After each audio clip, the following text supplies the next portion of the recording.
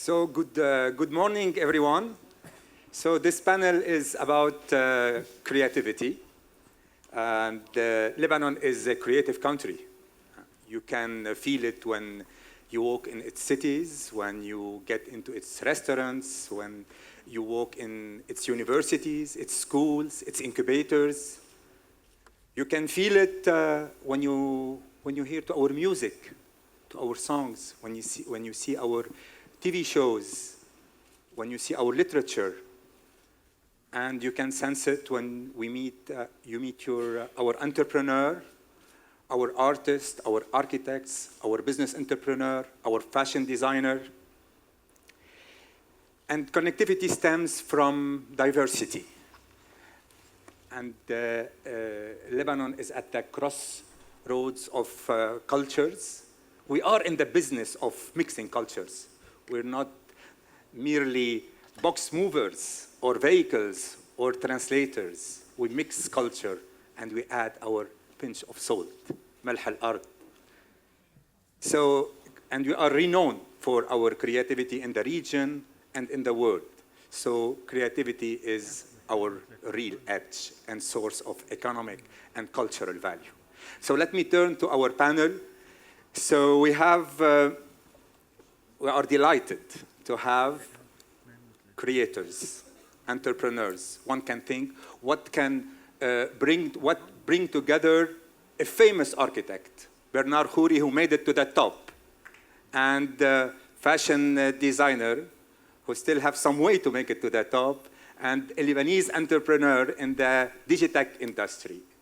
So let me introduce first Mr.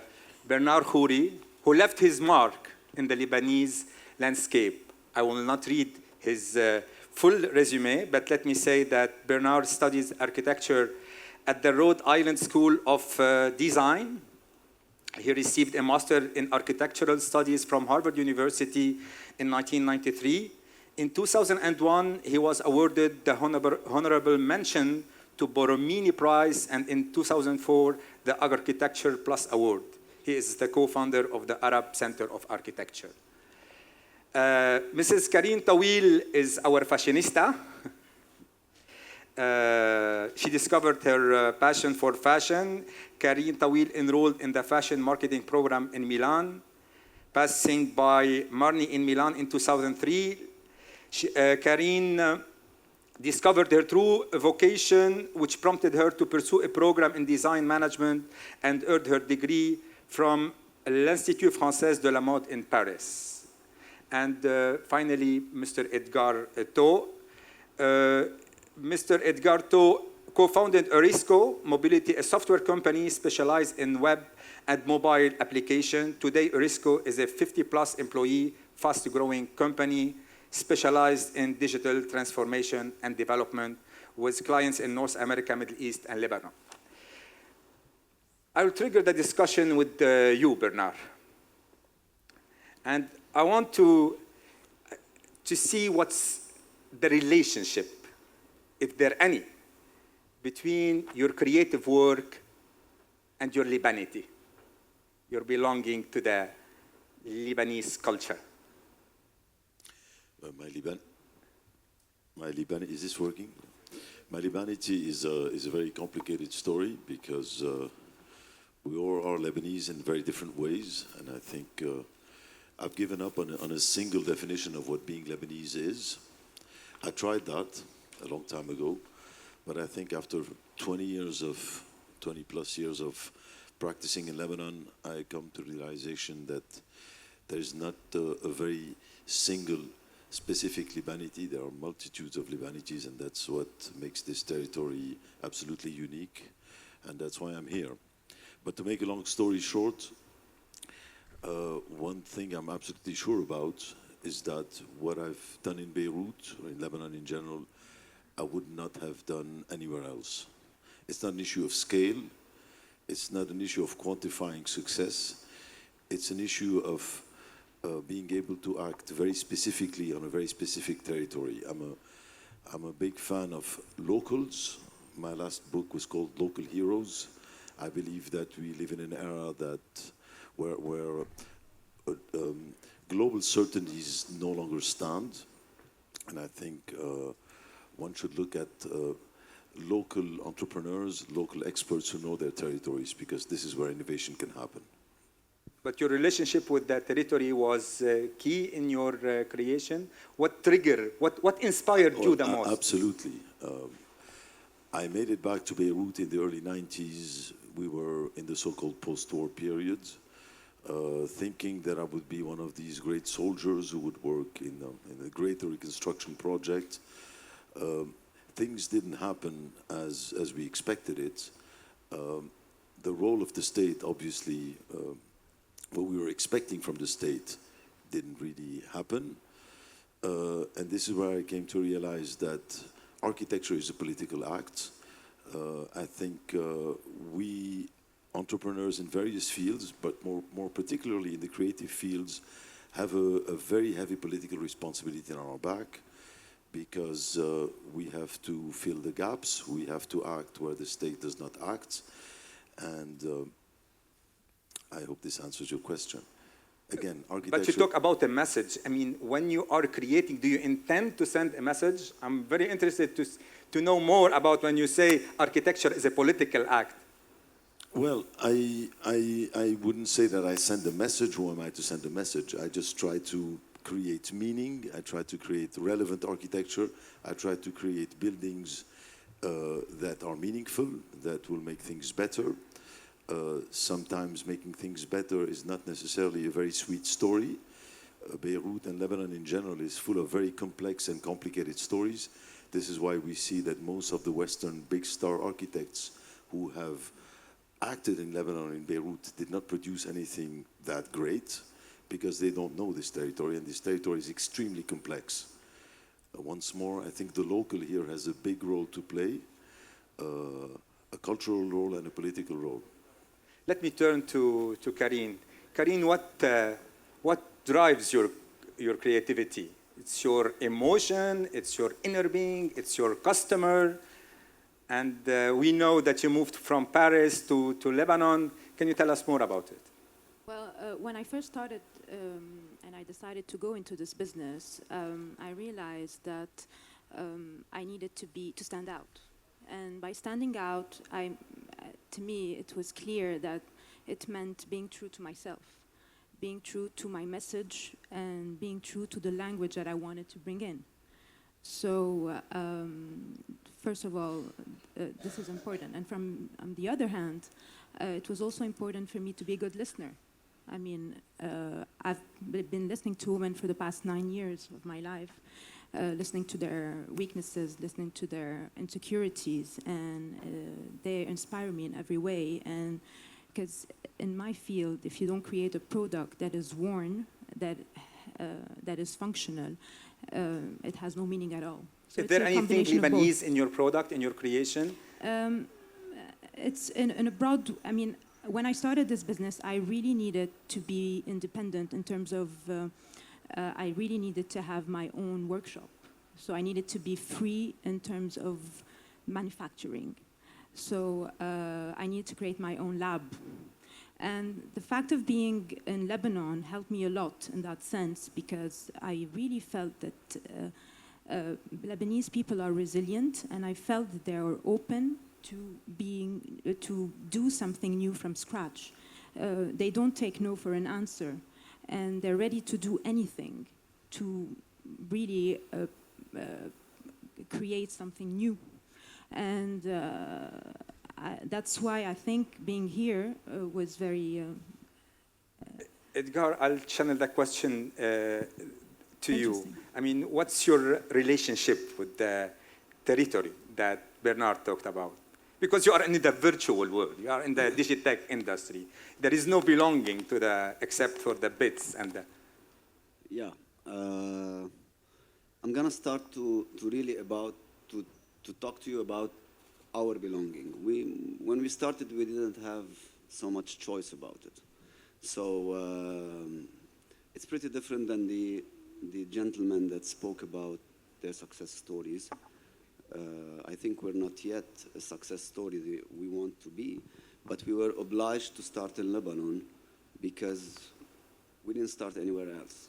So it's a story of me, Ziad is sitting over there, my brother, who started 8-9 years ago developing mobile apps.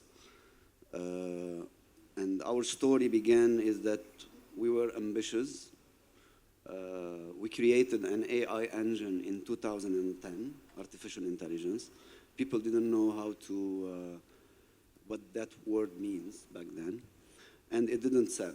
It was a failure in the beginning. So we made our first app for fun. And today we are 50 plus employees and we're planning to reach 200 by 2 years. The attachment is, we started here, we didn't have much of a choice, and it turned out it worked well for us. Yeah, Bernard, do we are born creative, or it's something in our genes, or we learn it? No, I think it's a lot of effort. It's a lot of humility. It's a lot of effort in understanding what context you operate in, and a lot of stubbornness. And of course, you have to have some kind of project in your guts. But back to this relationship with the territory, someone was speaking a few minutes ago about roots. I think it's extremely important, this issue of roots and identity. However, I don't think we should simplify the issue of roots and identity to dangerously simplistic representations of our culture. I am one of those who believe that Beirut can produce and Lebanon can produce contemporary culture in all creative fields. I like to think that my architecture is very much rooted in the territory, without having arches on its facades, without having red tile roofs. Lebanon has also a modern tradition. We have to also understand that Lebanon aimed at being a modern nation at some point.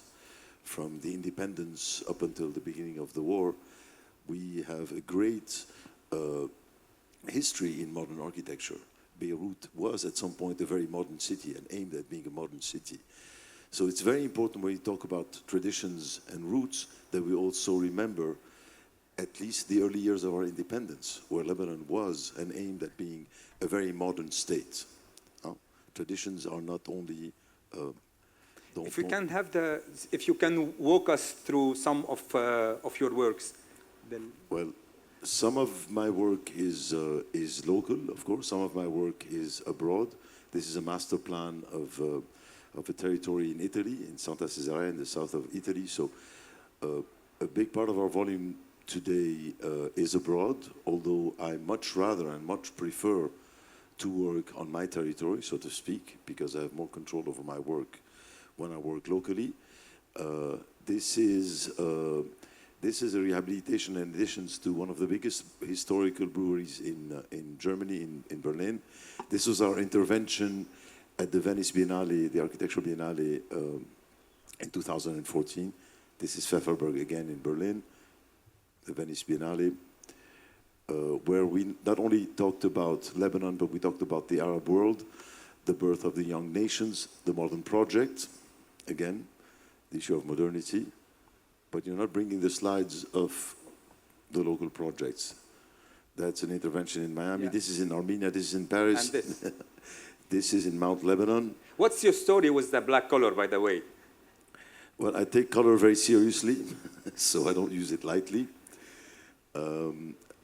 I love color, but I start with black, and then you put tones of color on black, and they do appear much more with much greater value.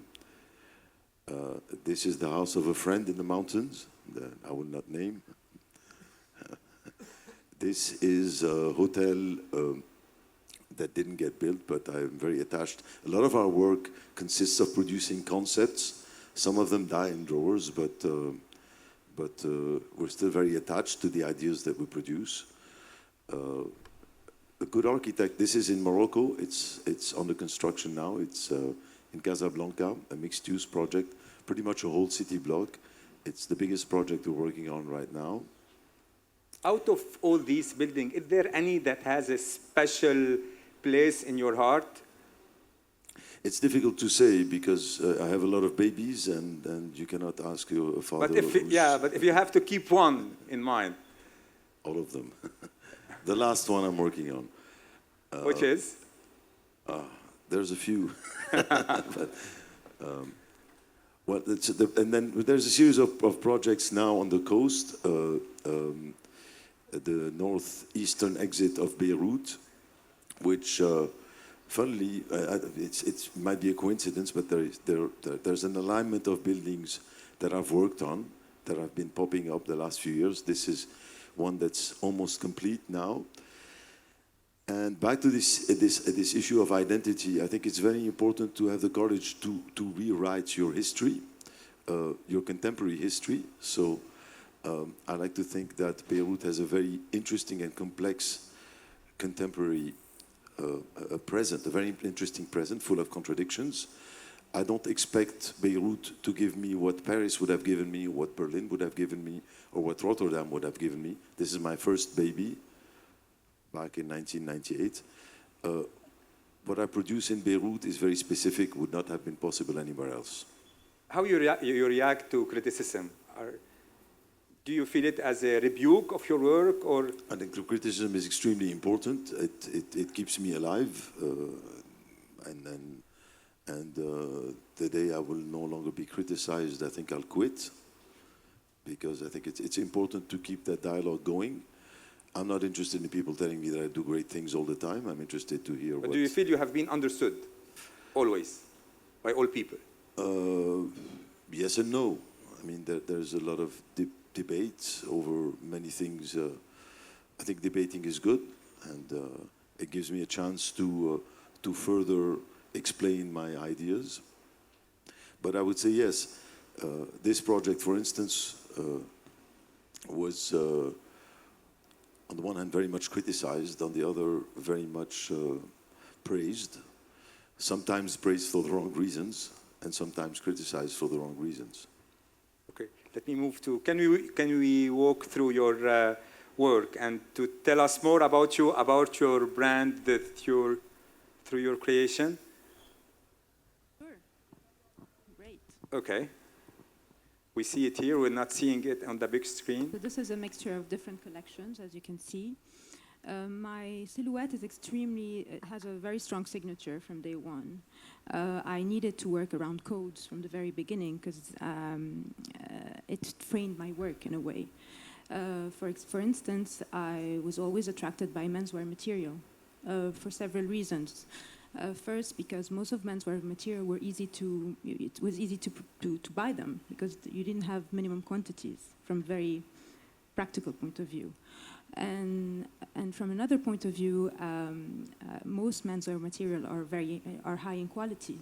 So it's really, it gives you the sense of inner comfort. It gives you the sense of ease. And I will always watch men. And I realize that when they're dressed, you look at them more than you look at what they're wearing, and that's that kind of reflection. Questioned you. That questioned me, and I wanted to transpose this into women's wear. So even if I use feminine fabric, I always have this in mind. So I was something that is sober and at the same time restructures the body, because the body is at the center of my creative work. My garment shapes it, sometimes reshape it, in order to free it and try to give women more lightness. And before I pass it to Eddie, and I will ask him the same question, how much the Lebanese environment is conducive to creativity? I mean, I know it's a tough environment, but I do know as well that you decided to move, and you took Lebanon as a launching pad, and you started from here. That's true. There's something very positive about being here. Which is? Lebanon gave me freedom. It gave me freedom because I felt that I could do anything that I want, anything that I had in mind, because of the people that I met were up to it. They were open about it. If I were in France, the first thing I hear is no. Like, if I have a crazy idea, people will say, no, it's complicated, you should do that. No, it should travel, it's impossible. Whereas here, anything was possible. And I really felt it. And I would have never been able to do what I did in Beirut, in France. And so it was clearly impossible. Adi, how much the Lebanese ecosystem helped your venture? How much you could rely on the Lebanese capabilities? talent. نحن بالنسبة لنا الأساس هو talent. So نحن بنعمل software، بنعمل mobile applications، بنعمل games. والأسد تبع الشركة هي التالنت اللي عنا إياها. So الeducational system مثل ما الشباب حكيوا قبل it helps a lot. الناس بتحكي multiple languages, believe it or not, this helps us بالcommunication. Plus cost wise it's competitive. يعني الاوفشور موديل اللي حكي عنه قبل مستر قدي وحكيوا عنه كلهم it works perfectly. بعطيك اكزامبل كتير صغير. جوجل معاش حكيم باوكرانيا. اوكرانيا معروف Eastern Europe is one of the cheapest labor in Europe. معاش الحكيم باوكرانيا $200. معاش السوفت وير ديفلوبر باوكرانيا $2500. انا ما استوعبت بالاول وقت شفتها. So which means انه نحن بلبنان بمعاش بين 3000 وال 4000 $5000 لكودر لسوفت وير ديفلوبر نقدر ننافس اوروبا الشرقيه. نقدر ننافس الهند. بالهند cost is less true بس quality is they don't give you the quality in communication or the quality in coding. So لبنان ساعدنا بالتالنت. لبنان ساعدنا بالجوع يلي كان موجود اول ما بلشنا. نحن ما بلشنا اجى انفستر قالنا هول مصاري يلا بلشوا شغل صرفوهم. لا كان في واليوم انا يعني من الامور يلي بحس الانفستمنت بالفاينانشال سيكتور ما عم ينجح فيها انه الانفستمنت عم بيصير شبه عشوائي and it's not focused on where it should be focused. في جوع معين لازم يكون موجود بالاول. هيدا اللي بيخلي الانتربرونورز ببلشوا الشركه ببلشوا يكبروها وبيخليهم يركضوا. في شيء اسمه كاش فلو بيطلع على اخر شيء هو الكاش فلو. اذا في حدا عم يعطيك الكاش فلو you will not succeed. You have to pursue it. You have to bust your ass day and night. So هيدا اللي اعطانا اياه الاكسبيرينس بلبنان. ونحن ما بلشنا برا وجينا على لبنان. نحن بلشنا بلبنان from the ground up. And we are self-made. Until today we don't have investors. It's mostly self-made.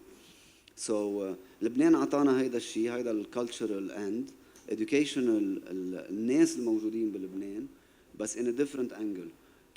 كيف عطاها لكريم كيف عطاها لبرنار هالكرياتيفيتي هيدي نحن كمان عم نشوفها مع شباب young passionate عم يتخرجوا من الجامعات او even بلا جامعه.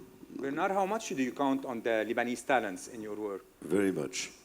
I mean, we keep a register of all the colleagues, whether they're interns or collaborators who've worked with us. We're over 400 people, which is a lot for a small design studio that we are. And we've had, I mean, I've taught abroad, but I've also had collaborators who've graduated from Switzerland, Italy, the US, France, the best schools. But surprisingly today, the two pillars in my office are graduates from the Lebanese University. And I'm very proud to say that.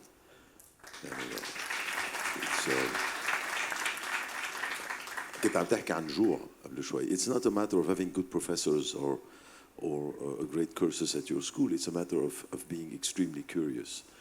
And I see great talent coming out of the Lebanese University because they're students who learn by themselves.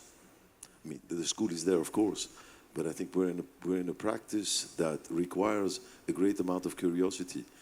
And you were talking about this hunger, and I think I do find it locally, much more than in juries I attend in some of the best schools abroad, because I kept a foot in the academy, whether in the US or Europe, where I still teach and give juries and so on and so forth. The curiosity I find in the young Lebanese students, very objectively, I don't find abroad. I feel that they're numb. I think we're faced with fundamental questions here that keeps the youth extremely aware and awake. while the young architect And what or can young be done to creator. enhance this creative environment? What can be done to enhance this creative environment, to keep pushing for more creativity? Well, of course, we're expecting a lot out of the institutions, but this is not the path I chose to pursue. I, my strategies in Lebanon are very different than what I would have done if I was practicing abroad. A successful architect abroad is someone who's built for institutions, museums, schools, hospitals, that sort of thing. I would have loved to do this, but unfortunately here, you know the conditions. So I resorted to the private sector, which is not necessarily what you would do as a successful architect in Europe. But it doesn't mean that the private sector cannot produce good stuff. I think creators have this responsibility to work hand in hand with the private sector to produce relevant work and not just buildings that are commercial purely for the sake of being commercial. You can produce buildings that are commercially successful while still producing good architecture and producing relevant buildings. And that's what my European colleagues don't do anymore. The private sector is looked at as a non-productive sector, culturally speaking or architecturally speaking. We, talented architects in the West, focus on museums, institutional work. They don't focus on the private sector. In Lebanon, you don't have that choice. All what's there really is the private sector, primarily. So if you want to produce good architecture, you want to be on the battlefield, you better wake up and do something about it. This is also something very specific to Lebanon, extremely specific. In your industry, Kareem, what can be made? What's your recommendation in order to enhance the business environment and to have a thriving fashion industry? You know, the one thing that we don't have as fashion designers is a federation. We are really alone. Like, it's really us against the world. So maybe if we had some like sort of federation that would unite all these talents that we had, maybe we could find workers more easily, seamstresses. You know, it's every time I need to hire someone, it's a hassle. I feel like we're just alone. Edgar, I know that you have that you took some initiative in order to keep the talents. Can you tell us more about it? Yes. من الامور يلي عم نعاني منها كنا هي نلاقي التالنت بروبر تالنت. في ناس حكيوا about culture. انا بسميها ethics. انا بوظف 5 دقائق ولا اكثر ولا اقل. بيقطع الشخص على حدا تكنيكال ليشوف if they got the skills. بقعد معهم 5 دقائق. If they have the attitude بقول له you're in. That's it. المشكلة اللي عم نواجهها كانت هي بالاتيتيود وبالنولج. الجامعات اليوم مش كلها بس اغلبيتها ما عم تقدر تعطي البروبر نولج للتلاميذ، مش لانه الجامعات عاطلين بس لانه التكنولوجي ماشي بسرعه ما حدا في يلحق لها ابدا.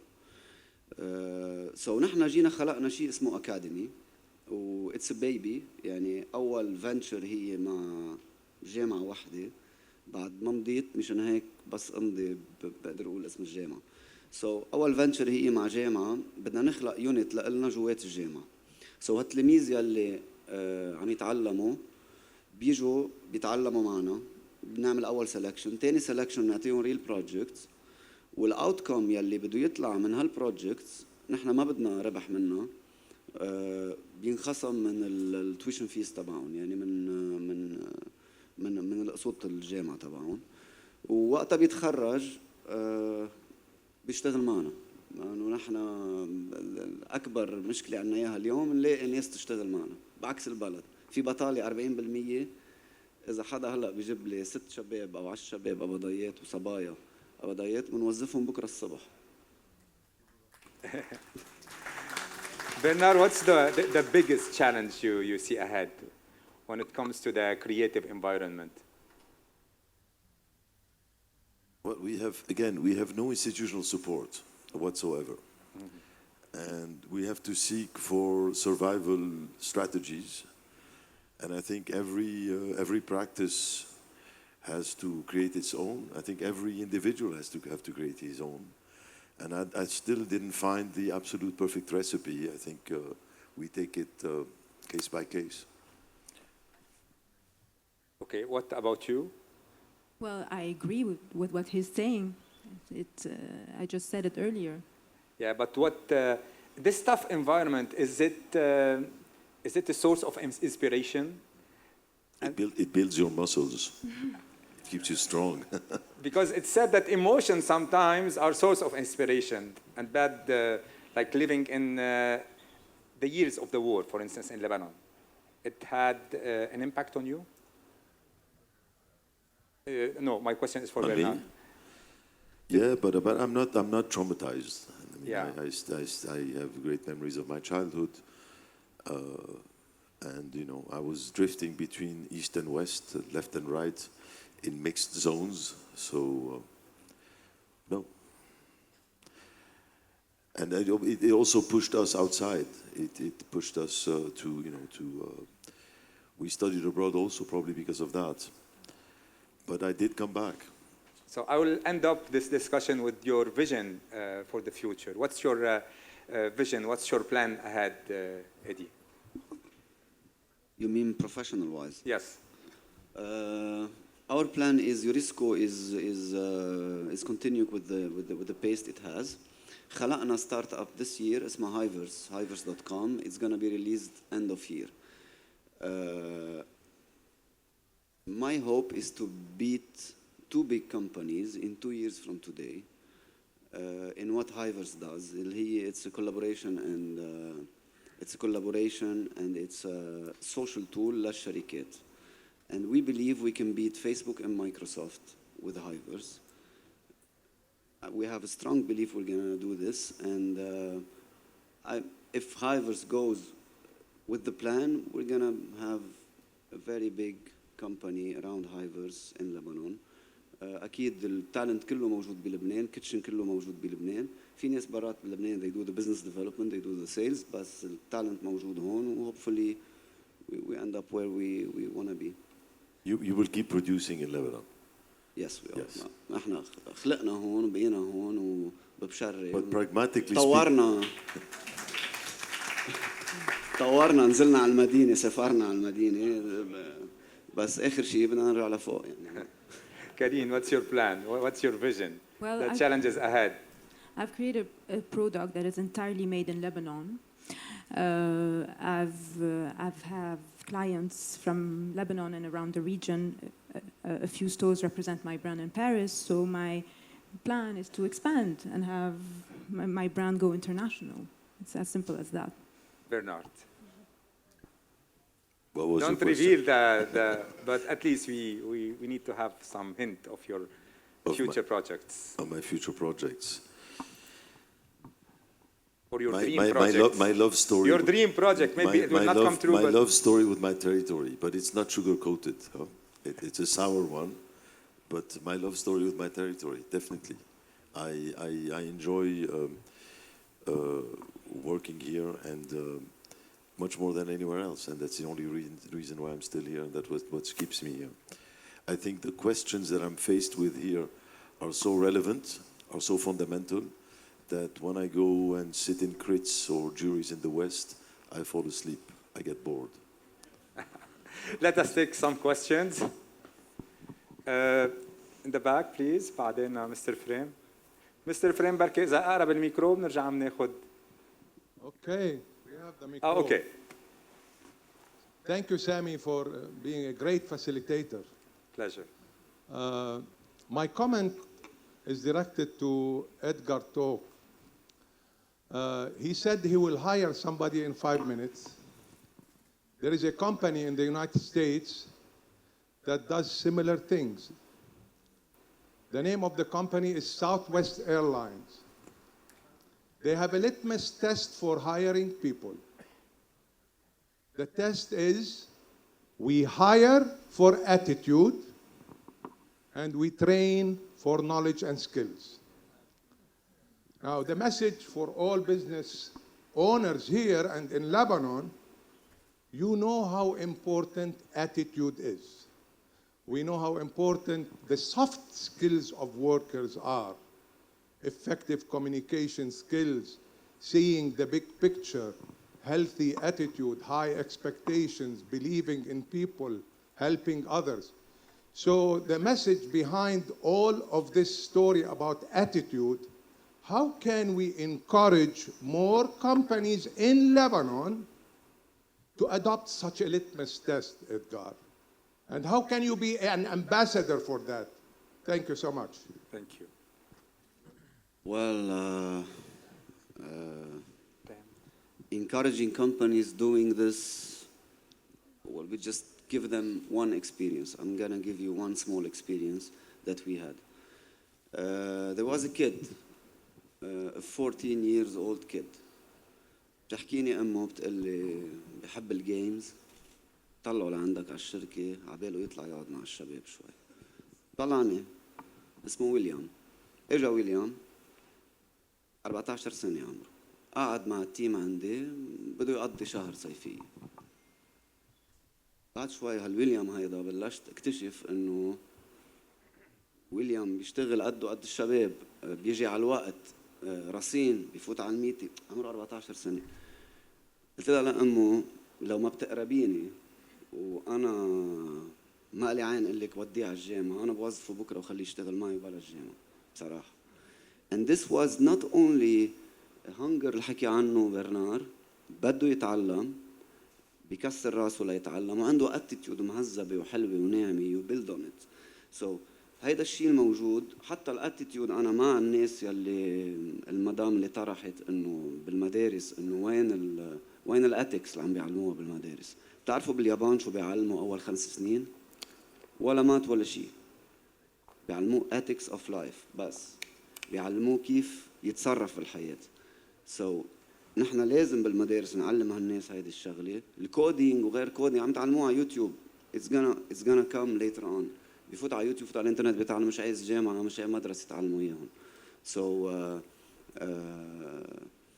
بعطي انا الشهادة اللي بتصير معي، بس انه اكثر من هيك ما بعرف شو في اعمل. Mr. Frame? The question is for Kareem. Kareem, LAU have a school of fashion and design in cooperation with Elisab. Have you had any relationship with them? Have you benefited from their graduate? To be honest, not at all. I've never been.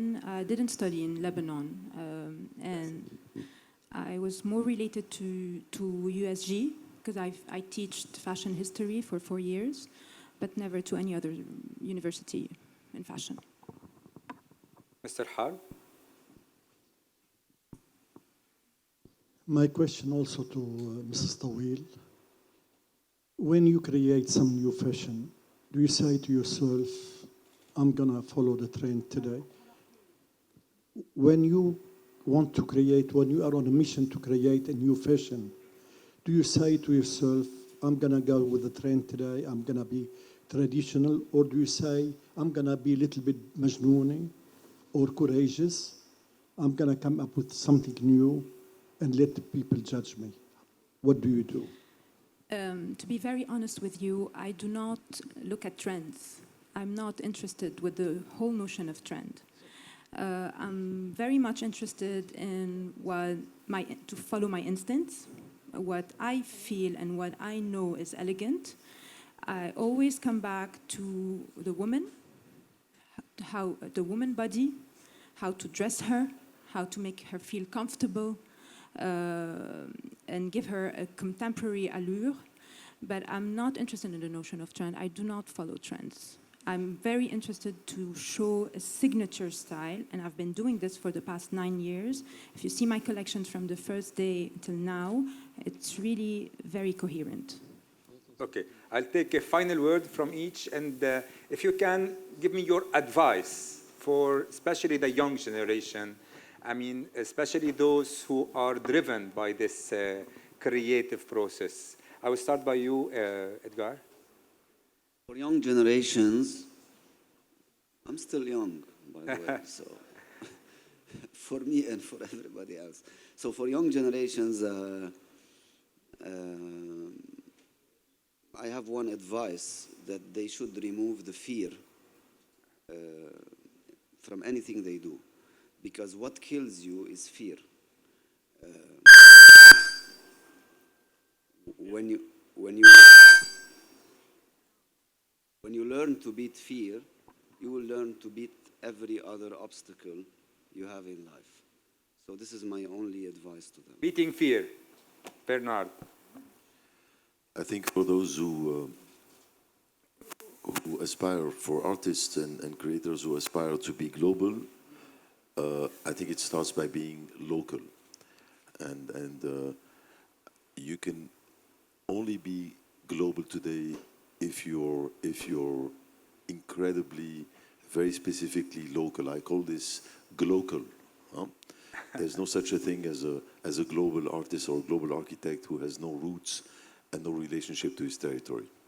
Kareem, your message for the people in your footsteps?